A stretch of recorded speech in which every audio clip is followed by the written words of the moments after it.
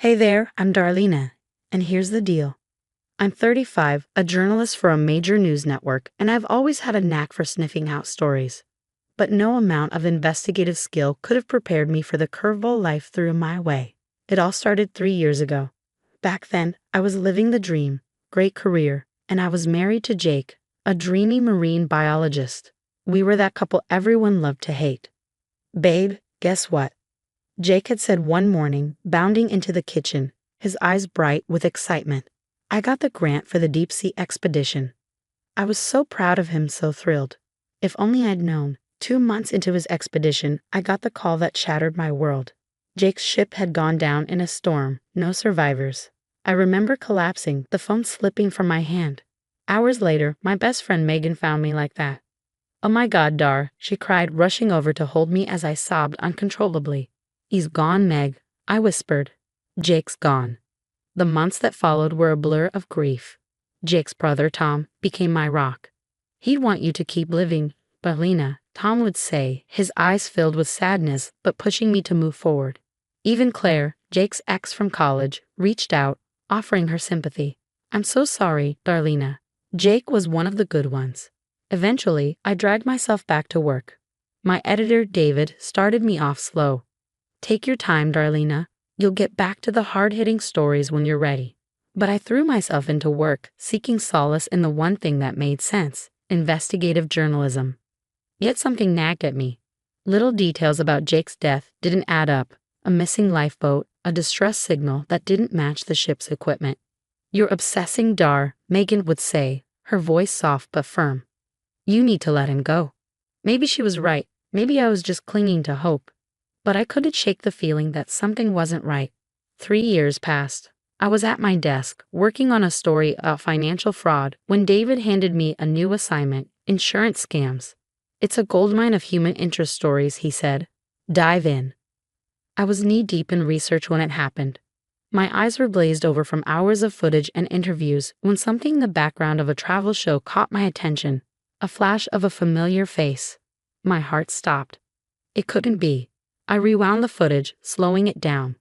There, clear as day, was Jake, my Jake, alive, sipping a cocktail on a sun-drenched beach. "This is insane," I muttered, rubbing my eyes. I wasn't seeing things.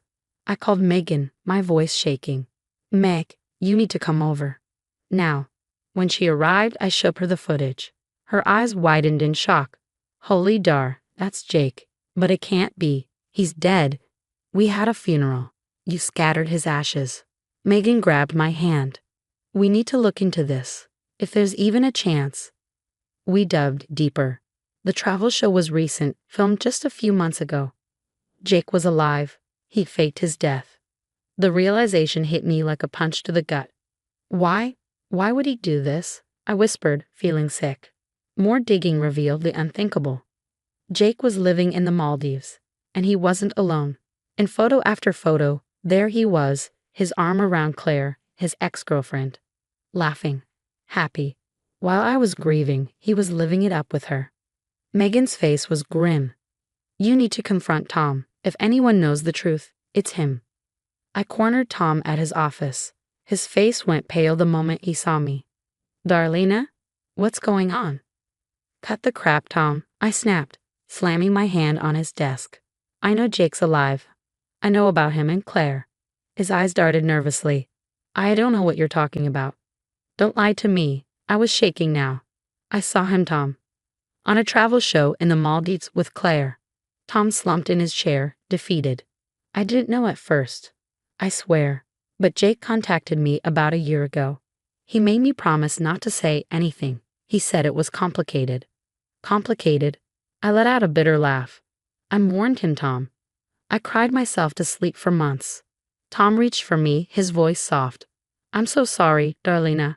I wanted to tell you, but you chose your lying, cheating brother over me? Over the truth?"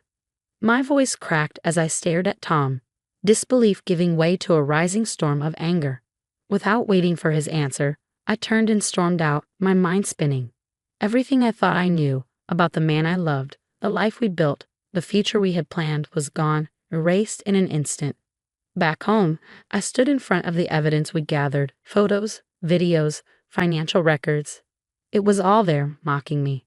What are you going to do? Megan asked quietly, her voice full of concern. I took a deep breath, feeling a fire ignite deep inside me. I'm going to find out exactly what happened, and then I'm going to make them pay. I stared at Jake's face in a recent photo, his arm wrapped around Claire. The grief, the pain, and the confusion all hardened into something else. A cold, unshakable determination. Game on, Jake, I whispered. You have no idea what's coming. From that moment, I threw myself into the investigation with an intensity that bordered on obsession. Every waking moment was consumed with digging, researching, connecting the dots.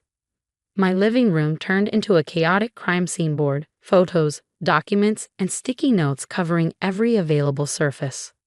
Darlena, you need to sleep, Megan urged, her eyes full of worry. I waved her off. Sleep is for people who haven't been betrayed by their dead husbands. Piece by piece, it all began to make sense. I uncovered a massive life insurance payout, $2 million, collected just after Jake's supposed death. The money had been funneled through offshore accounts, finally landing in a bank in the Maldives. Look at this, I said, pointing to a document. Claire quit her job a week before Jake's ship went down. She knew. She was in on it from the start. But what gutted me most was discovering Tom's involvement. I found emails between him and Jake, dated months before the staged death, where they discussed the plan. Tom had helped orchestrate the whole thing. That lying bastard, I muttered through clenched teeth. He looked me in the eye at the funeral. He held me while I cried. I needed to flush them out, to make them panic and slip up. That's when the idea struck. Megan, I need a favor, I said, turning to her. Can you leak a story? Make it seem like the authorities are closing in on a big insurance fraud case. Don't name names, but make sure it's clear it involves a faked death at sea. Megan grinned. Consider it done. The effect was immediate. Jake made a frantic call to Tom, which I managed to record using a bug I'd planted in Tom's office. They're onto us, Tom. Jake's voice crackled with panic. We need to move the money now. Calm down, Tom replied, though his voice wavered. It might not be about us. Don't be naive. Jake snapped. It's too specific. I smiled grimly, listening to their desperation. Got you, you bastards. Over the next few days, I watched as they scrambled, making mistake after mistake. Jake liquidated accounts, leaving a clear paper trail. Claire booked flights under an alias, but I traced them with ease. Everything was falling into place. I compiled bank records, travel documents, emails, and phone calls into a damning pile of evidence. A story of deceit and betrayal that spanned continents. As I organized the final pieces, I felt a mix of triumph and sadness. This was it. The final nail in the coffin of my marriage and a life I thought I had. Are you sure you want to do this? Megan asked, watching me work. I nodded, my jaw set in determination. They took everything from me, Meg. My trust, my love, years of my life.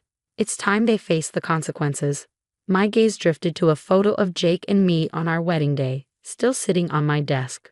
With a decisive motion, I turned it face down. No more tears, I thought. No more grief. It's time for justice. I took a deep breath and hit send. My anonymous tip, along with a mountain of evidence, was now in the hands of the insurance company and the financial authorities. There was no turning back. Within days, the news exploded. Massive insurance fraud uncovered in tropical paradise, the headlines screamed.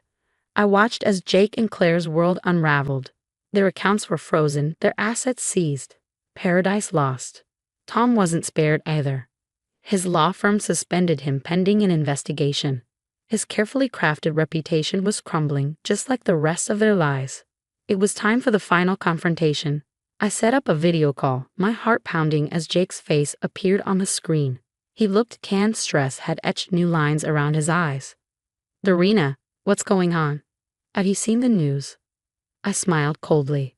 Oh, I've seen it, Jake. In fact, I broke it. His face went pale. What? What are you talking about? Cut the act. I know everything. The faked death, the insurance scam, Claire, Tom's involvement, all of it. Jake's facade crumbled. Dar, please, I can explain. I never meant to hurt you. I was in trouble. I needed a way out.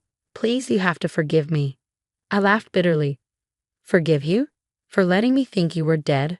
For watching me grieve while you lived it up with your ex? Not a chance in hell, Jake. But we were happy once, weren't we? Don't you remember all those plans we made? I remember a lie I said, cutting him off. Every moment, every promise, it was all based on deception. You're not the man I thought I married. That man never existed. Jake's eyes filled with tears. Darina, please, I still love you. We can start over. No, Jake, we can't. Goodbye. I ended the call feeling a strange mix of relief and emptiness. It was over, really, truly over. The story was too big to ignore. With my editor's blessing, I turned my investigation into a groundbreaking series on complex fraud. It was raw, personal, and it struck a nerve with the public. Suddenly, I was the story. Talk shows, podcasts, conferences, everyone wanted to hear from the journalist who had unraveled her own husband's lies. My career soared as I became a respected voice in investigative journalism. A year later, I stood on stage, accepting a prestigious award for my fraud investigation series. The lights were bright, the applause thunderous, but all I could think about was the journey that had brought me here. This award, I said into the microphone, my voice steady, is for every person who's been betrayed, who's had to rebuild their life from the ashes of deception. Your truth matters. Your story matters. And let me tell you, there's life after betrayal. There's strength in surviving. As I left the stage, my phone buzzed with a news alert. Jake and Claire had been sentenced. They were facing years in prison. Tom had avoided jail time, but he'd been disbarred. His reputation, in tatters. Later that night, I sat in my new apartment, looking out over the city lights. So much had changed in a year. The pain was still there, a dull ache in my chest, but it had been overshadowed by my success and newfound purpose. My laptop sat open, a blank document staring back at me, the beginnings of a book about my experience, about healing from betrayal. I began to type. I thought I was living a love story. Turns out, it was a mystery. This is how I solved it. As the words flowed, a sense of peace washed over me. I had survived, no more than that. I had thrived. Jake, Claire, Tom, they had tried to break me, but instead, they had forged me into something stronger. Megan called, her voice excited. Dare, I just heard about the book deal. This is huge. I smiled. Thanks, Meg. I couldn't have done any of this without you.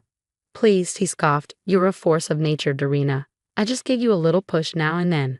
After we hung up, I stood by the window, watching the city below. A year ago, I thought my life was over. Now I realized it was just beginning. I had a voice now, a platform. I could help others who had been deceived, show them there was light at the end of the tunnel. My pain had become my purpose. Watch out, world, I whispered to my reflection. Darina 2.0 was just getting started. I turned back to my laptop, ready to pour more of my story onto the page. For the first time in years, I felt truly free. No more shadows. No more lies. Just the truth and the strength to face whatever came next. The future was bright, and it was all mine. That's a wrap on Darina's journey. Now it's your turn. Was Darina justified in exposing Jake's fraud so publicly, or should she have handled it privately?